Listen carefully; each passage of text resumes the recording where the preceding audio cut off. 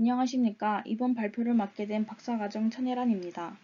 이번 발표에서는 EEG를 사용하여 뉴로마케팅 관점에서 소비자의 의사결정을 예측한 논문에 대해 소개드리고자 합니다.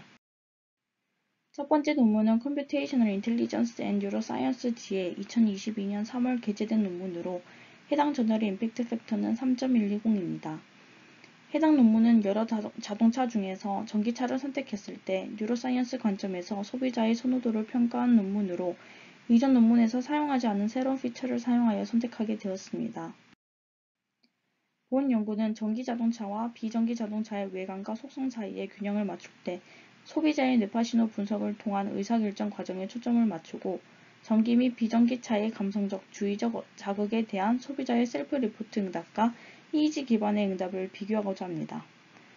본 연구는 신호처리 기술, 통계 및 브레인 매핑 툴을 통해 자동차 이미지를 볼 때의 감정적 선택과 정보가 포함된 이미지를 볼 때의 주의적 선택을 구별하고자 합니다. EEG 데이터는 21개의 채널을 통해 측정되었습니다. 본 실험에는 45명의 피험자가 참여하였으며 그중 28명이 남성이고 17명이 여성이었습니다. 참가자들은 2개의 단계로 컴퓨터 화면에 자동차 사진에 노출되었으며 자동차는 총 5개로 그 중에 한 가지만 전기차였습니다.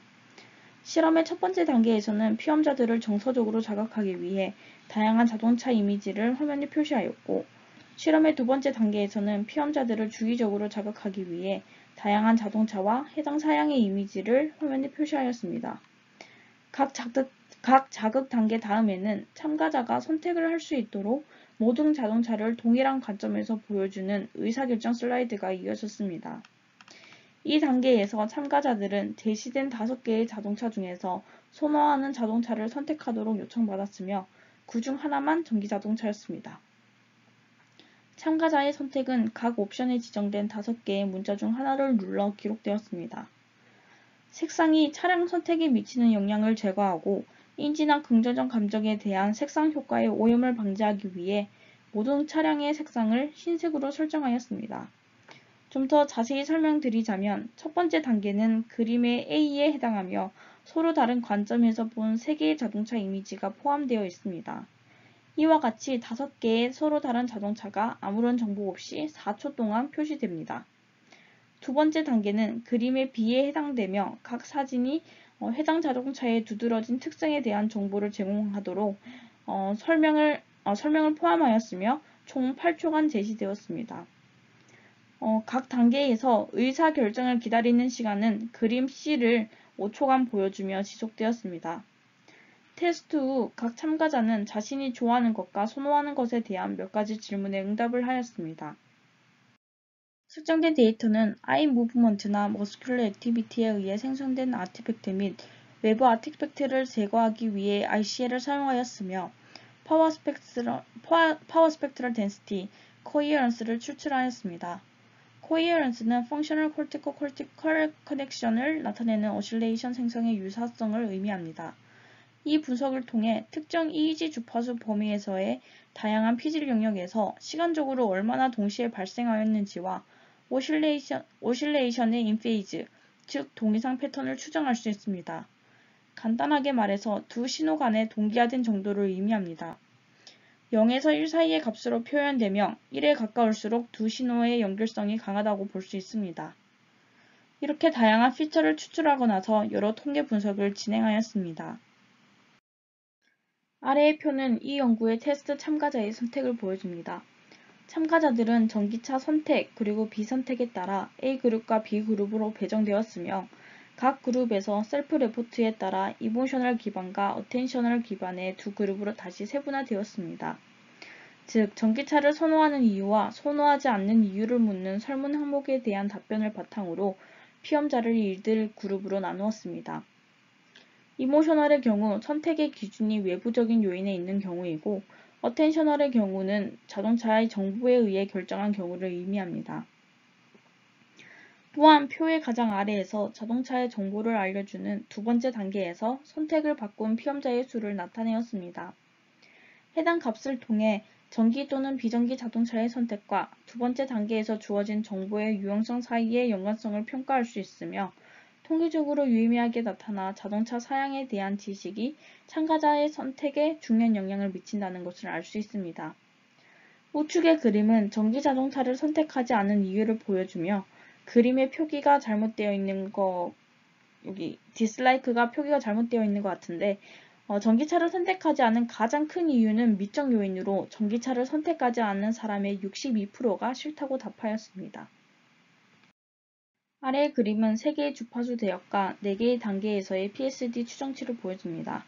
4개의 단계는 각각 S1, D1, S2, D2로 각각 그 자동차 이미지를 보여주는 단계와 의사결정을 하는 단계로 이루어져 있습니다.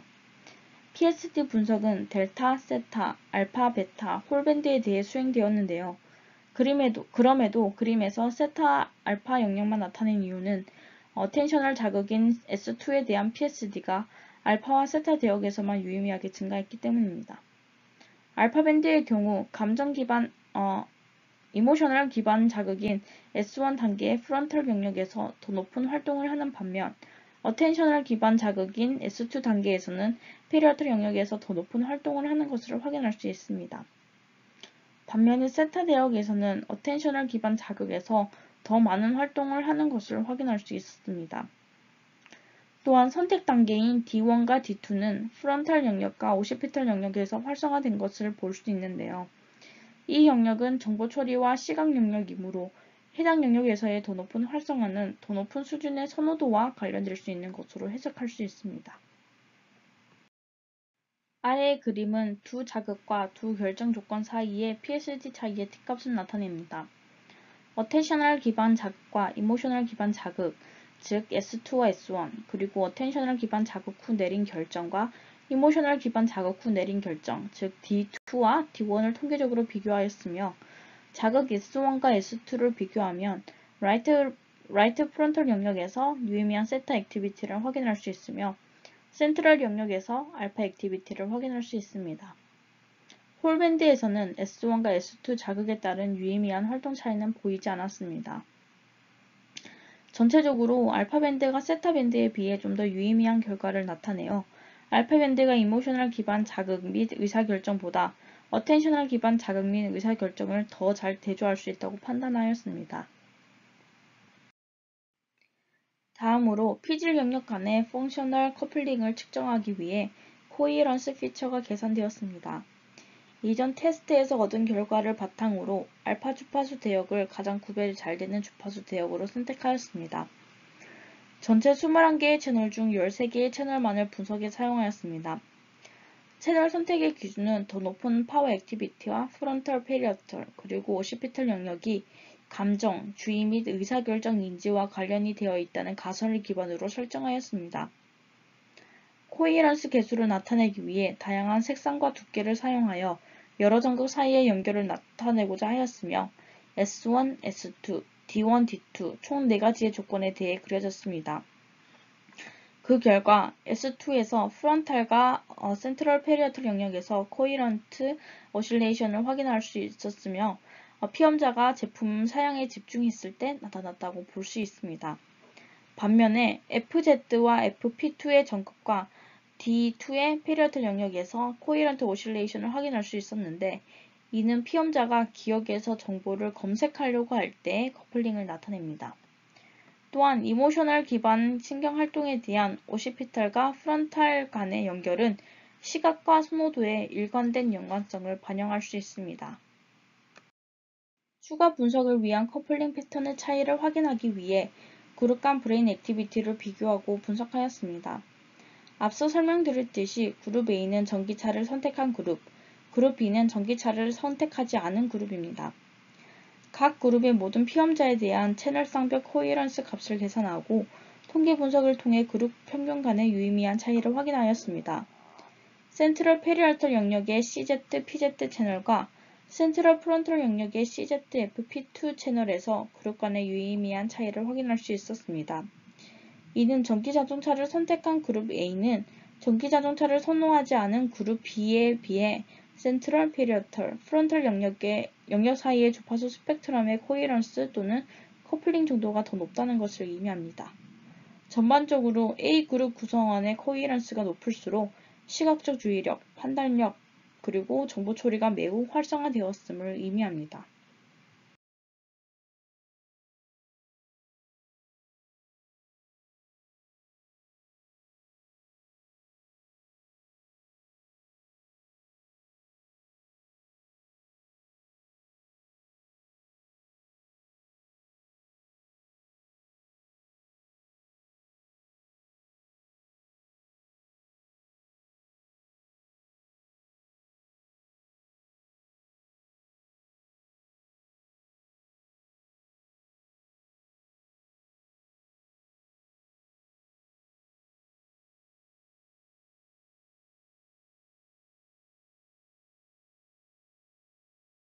딥 데이터셋은 1분의 뮤직 비디오를 보여주는 시각 및 청각 기반 자극으로 구성되어 있으며 19세에서 37세 사이에 32명 피험자가 참여하였습니다.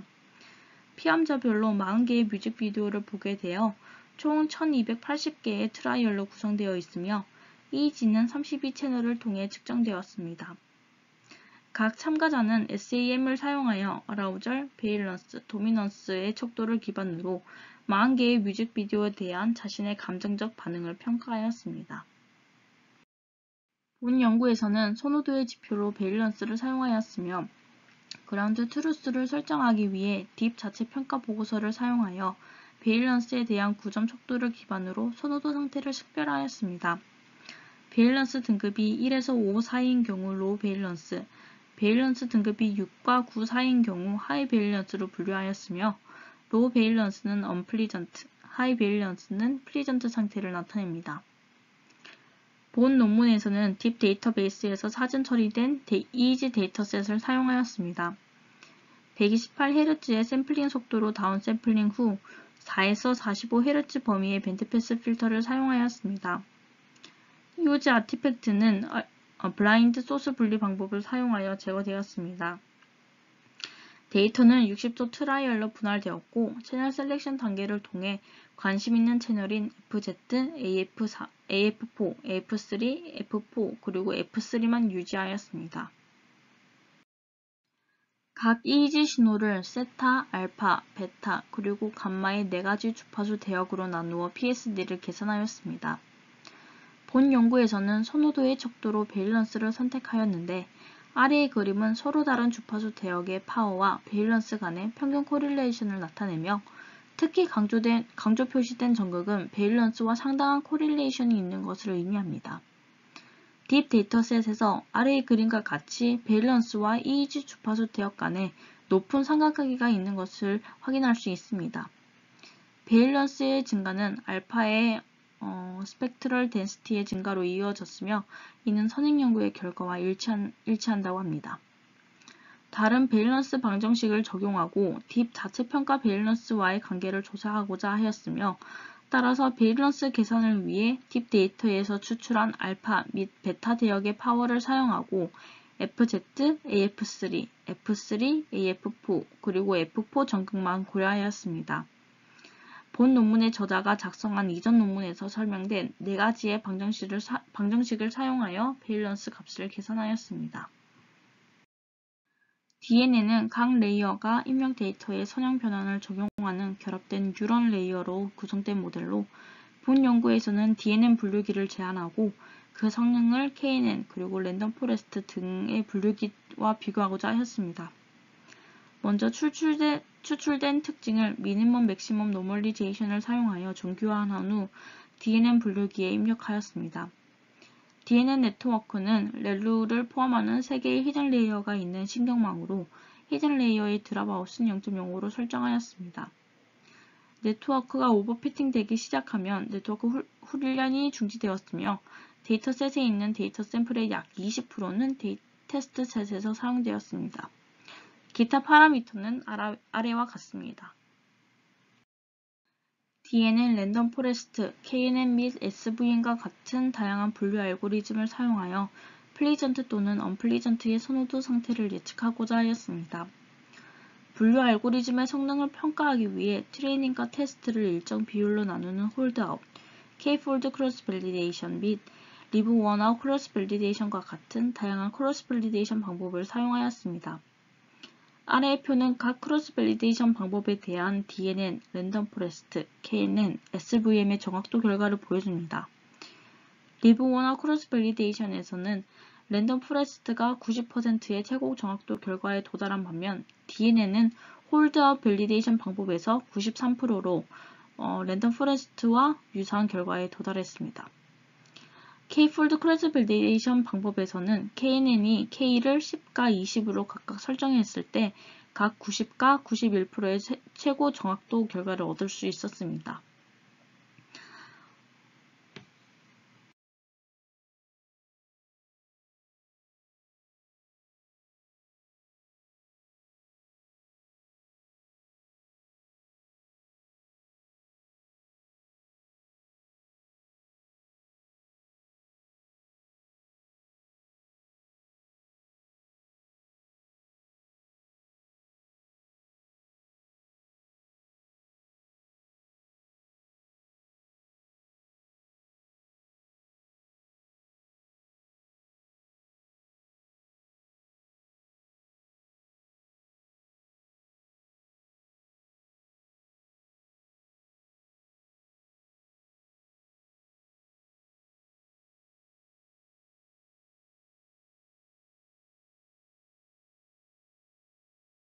첫 번째 논문에서는 정보량에 따른 선택이 어떻게 변하는지도 포함되어 있어서 좀 더 풍부한 결과가 되었다고 생각하지만 사실 전기차를 선택할 때와 선택하지 않았을 때의 명확한 구분이 잘 되지 않아서 이해하는 데 어려움을 좀 겪었습니다.